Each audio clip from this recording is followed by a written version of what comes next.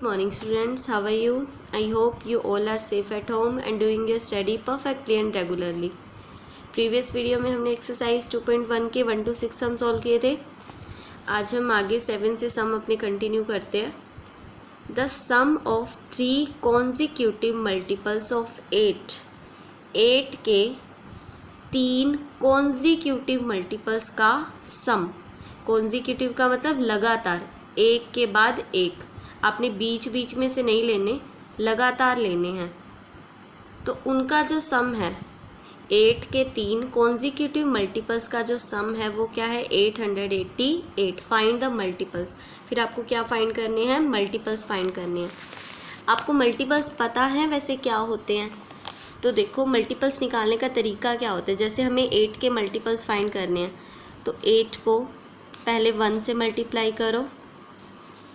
ये मल्टीपल्स आते जाते हैं हमारे पास, ठीक है. 8 को 2 से मल्टीप्लाई करो, दूसरा मल्टीपल आ जाएगा 16. 8 को 3 से मल्टीप्लाई करो, तीसरा मल्टीपल आएगा that is 24.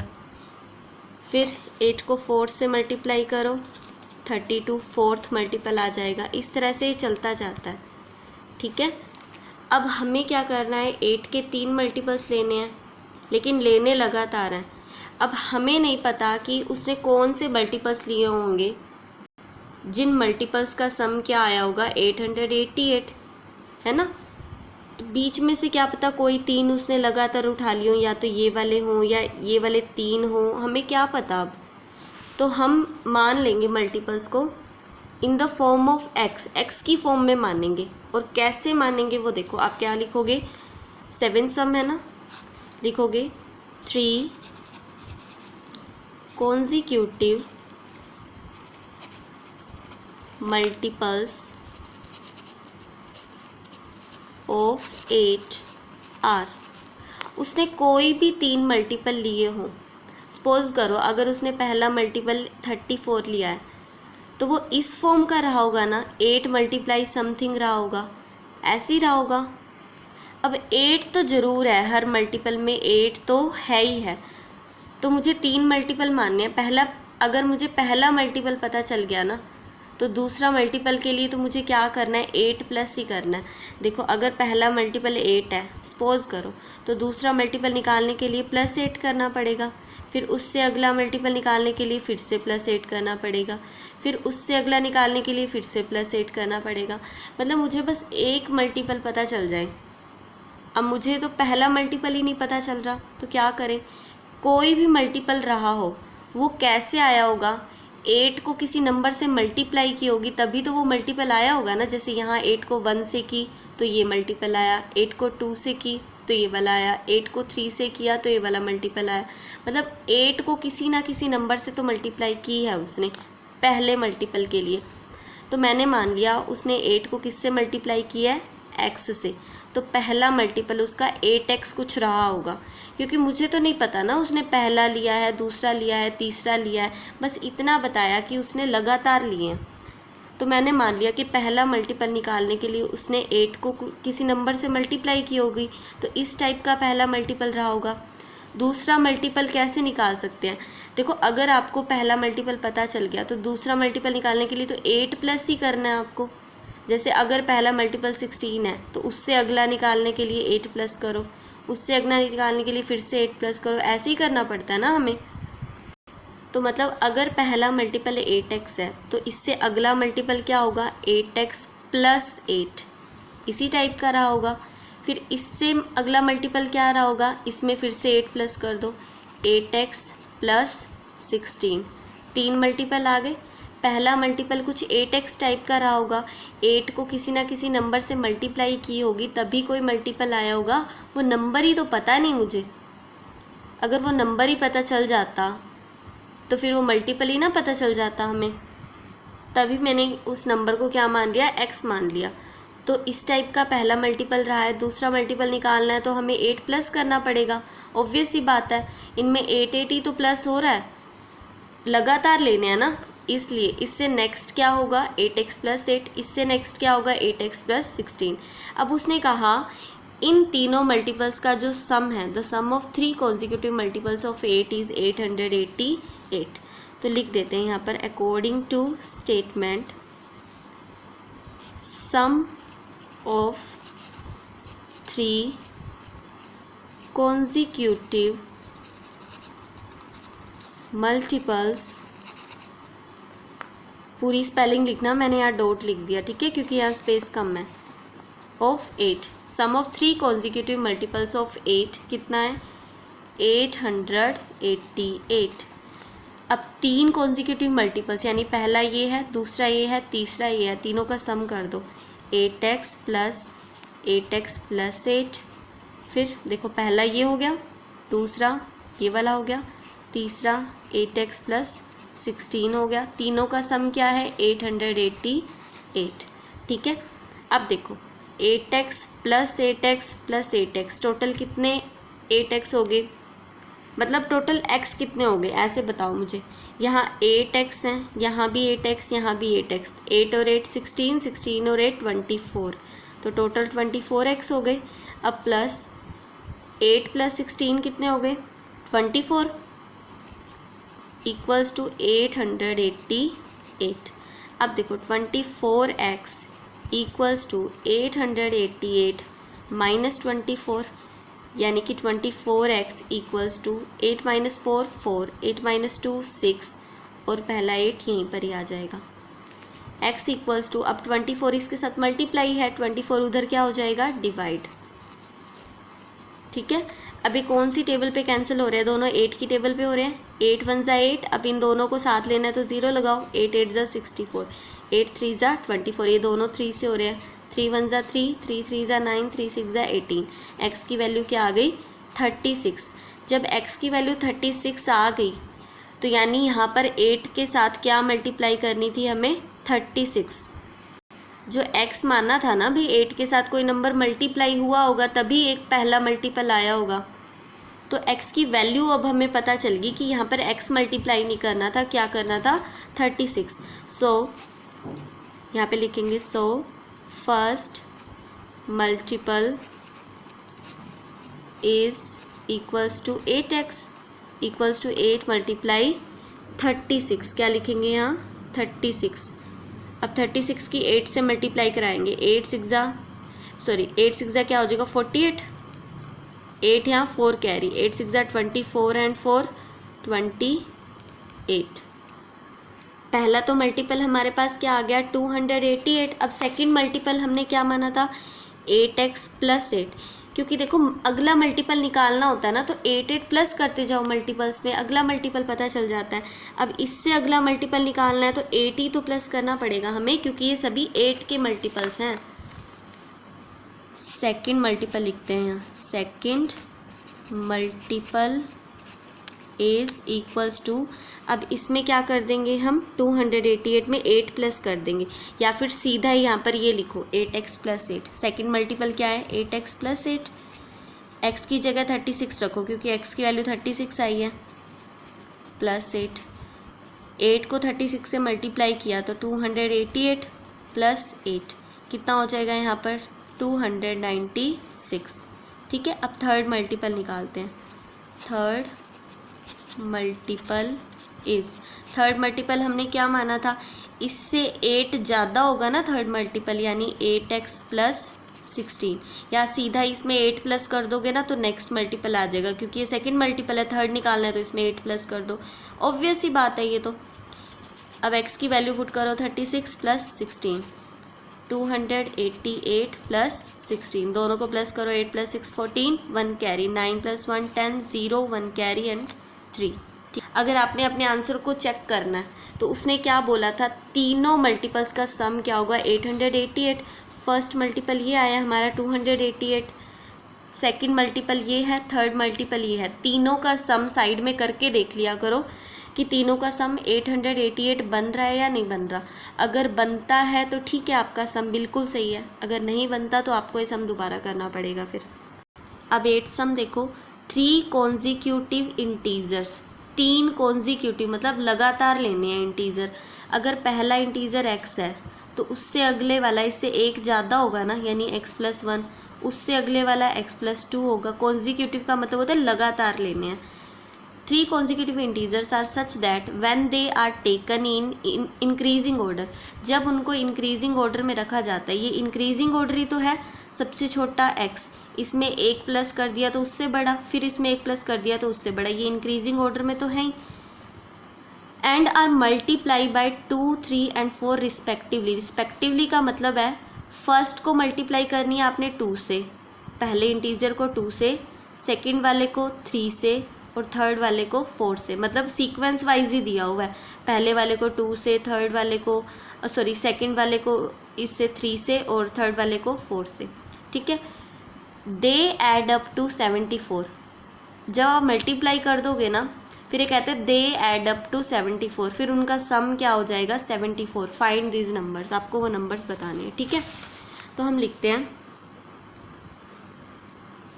Late 3 consecutive integers are, हमने क्या मानना है कि 3 consecutive integers कौन से हम मान लेते हैं। एक हमने मान लिया x, फिर उसने क्या कहा consecutive लेने हैं ना, अगर पहला x है तो दूसरा ऑब्वियस ही बात है क्या होगा x+1, फिर इससे अगला क्या होगा x+2। फिर उसने क्या कहा, जब उन्हें इंक्रीजिंग ऑर्डर में रखेंगे, तो ये इंक्रीजिंग ऑर्डर में तो है ही, पहला x है, फिर उसमें 1 प्लस किया तो इससे बड़ा ये वाला हो गया, इससे बड़ा ये वाला हो गया, इंक्रीजिंग ऑर्डर में है। तो स्टेटमेंट में क्या बोला था, जब उन्हें इंक्रीजिंग ऑर्डर में रखेंगे तो उन्हें 2, 3 और 4 से मल्टीप्लाई करना है। तो यहाँ लिख देते हैं अकॉर्डिंग टू स्टेटमेंट x को किससे मल्टीप्लाई करना है 2 से, तो 2x हो गया। फिर इसने कहा सेकंड वाले को करो किससे 3 से, तो इसको हमने कर दिया 3 से, ठीक है। थर्ड वाले को किससे करो 4 से, 4 से कर दिया हमने मल्टीप्लाई। फिर कहते हैं दे एड अप टू 74, वो ऐड होके क्या बनाते हैं 74, तो इनको ऐड कर दो, तीनों को ऐड कर दिया और क्या बनेंगे ये 74 बनेंगे। तो देखो 2x प्लस, अब देखो 3 बाहर है ना, इन दोनों के साथ मल्टीप्लाई होगा, x के साथ भी 1 के साथ भी, 3x प्लस 3, अब 4 भी इन दोनों के साथ होगा, 4x प्लस 4 2 = 8 इक्वल्स टू 74। अब देखो x कितने हो गए 2x plus 3x 5x, 5x plus 4x 9x plus 3 plus 8 11 equals to 74। 9x equals to 74 minus 11 3 6, 9x equals to 63। x की वैल्यू क्या हो जाएगी 63/9, 9 1 = 9, 9 7 = 63, x की वैल्यू क्या हो गई 7, ठीक है। अब हमें x की वैल्यू तो पता चल गई ना 7, तो x हमने क्या माना था फर्स्ट इंटीजर माना था, तो हम लिखते हैं so first integer is equals to 7, पहला इंटीजर तो क्या मिल गया 7, सेकेंड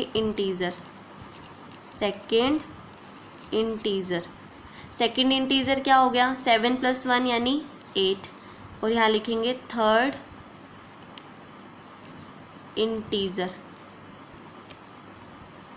इंटीजर क्या हो जाएगा x+2 यानी 7 + 2 9। तो तीनों इंटीजर ही बताने थे, हमें तीनों बता दिए हमने, पहला 7 लिया था उसने, दूसरा 8 लिया है और तीसरा 9। कॉन्जिक्यूटिव भी आ रहे हैं ना 7 8 9, यानी आ भी लगातार ही रहे हैं। और आंसर को चेक करना हो तो कैसे करोगे, उसने कहा था पहले को 2 से करो, दूसरे वाले को 3 से करो और तीसरे वाले को 4 से मल्टीप्लाई करो और तीनों का सम करोगे तो क्या आएगा 74। तो इसको 2 से करके देखना 14 आएगा, इसको 3 से करेंगे तो 8 3 = 24 और इसको 4 से करेंगे तो 9 4 = 36, 14 और 24 कितने हो जाएंगे 40 और 36 76, सही आ रहा है, यानी ये हमारा सम क्या है बिल्कुल ठीक है। अब 9th सम देखो, the ages of Rahul and Harun, 2 person है, एक राहुल है एक हरुण है, उनकी जो एज मतलब आयु या फिर उम्र आर इन रेशो 5:3, उनकी जो उम्र का रेशो है ना वो 5:3 है। अब एक्चुअल में तो ये उम्र नहीं होती उनकी, क्योंकि रेशो में तो कॉमन जो फैक्टर होता है वो कैंसिल हो जाता है, तो हम इसे 5x मान लेंगे, पहले नाम राहुल का लिखा हुआ है ना, तो राहुल की 5x होगी और हरुण की क्या होगी 7x होगी। फिर इसने कहा 4 years लेटर, लेटर मतलब बाद में, 4 साल बाद, 4 years later the sum of ages will be 56। कहते कि आज के टाइम तो उनकी एज 5x और 7x है, 4 साल बाद उनकी एजेस का सम क्या हो जाएगा 56। What are their present age, हमें प्रेजेंट एज बतानी है। प्रेजेंट एज वैसे तो 5x और 7x है, पर x की वैल्यू नहीं पता। अगर x की वैल्यू पता चल जाएगी तो उनकी प्रेजेंट एज भी पता चल जाएगी हमें। तो हम लिखते हैं फिर कौन सा सम है ये 9th। रेशो, रेशो किसका है, ratio of the ages of Rahul and Harun, दोनों की एजेस का रेशो क्या है 5:7। ठीक है। Let the present age of Rahul, present age of Rahul, Rahul की प्रेजेंट एज हम क्या मानेंगे, रेशो है ना 5:7, राहुल की क्या मानेंगे 5x मानेंगे, क्योंकि एक्चुअल नहीं होती है, कैंसिल होके आती है, तो 5x मान लिया। और फिर क्या लिखेंगे, let the present age of Harun, ये आप पूरा लिखोगे, यहाँ पर कोमास नहीं लगाओगे। हरुण की क्या मानेंगे हम 7x। ठीक है। फिर उसने क्या कहा 4 years लेटर, 4 साल बाद, after 4 years, after 4 years, 4 years क्या हो जाएगी, age of Rahul will be equals to, किसकी इक्वल हो जाएगी, देखो 4 साल बाद क्या होगा, इसमें 4 प्लस हो जाएगी उसकी एज, और क्या होगा 5x + 4 हो जाएगी। और फिर एज ऑफ हरुण, हरुण की भी तो 4 ही प्लस हो जाएगी ना, 4 साल बाद, आज उसकी 7x है तो 4 साल बाद 7x + 4 हो जाएगी। फिर उसने क्या कहा 4 years लेटर, 4 साल बाद, the sum of their ages, जो उनकी उम्र का सम आएगा ना वो क्या होगा 56। तो 4 साल बाद उनकी उम्र या ये है तो उनका सम क्या बनेगा 56। ठीक है। According to statement 5x + 4 + 7x + 4, उसने कहा 4 साल बाद उनकी उम्र का सम, 4 साल बाद वाली उम्र तो ये है, उनका सम क्या बनेगा, क्या बोला था उसने 56 years। तो अब इन्हें बस सोल्व ही करना है। 5x + 7x 12x + 4 + 4 8 = 56, 12x = 56 - 8, 12x = 56 में से 8 माइनस करेंगे कितना आएगा 48। x की वैल्यू क्या होगी 48/12, 12 × 12, 12 × 4 = 48, x की वैल्यू क्या आ गई 4। यानी यहाँ पर जो हमने x मल्टीप्लाई किया था ना, वहाँ x नहीं करना था, क्या करना था 4 करना था। यहाँ क्या लिखेंगे, hence the present age of Rahul, Rahul की प्रेजेंट एज क्या होगी, x की जगह क्या रख दो 4, 5 की मल्टीप्लाई हो रही है x से, तो 5 की मल्टीप्लाई 4 से होनी चाहिए थी, 20 years है उसकी, 20 years। फिर क्या लिखेंगे, the present age of Harun, पूरा लिखोगे, दोबारा रिपीट कर रही हूँ मैं, ये लाइन पूरी लिखोगे आप। हरुण की प्रेजेंट एज 7x है तो x की जगह 4 पुट करेंगे, यहाँ 7 × x है तो क्या हो जाएगा 7 × 4 हो जाएगा, 7 × 4, 7 × 4 = 28 years।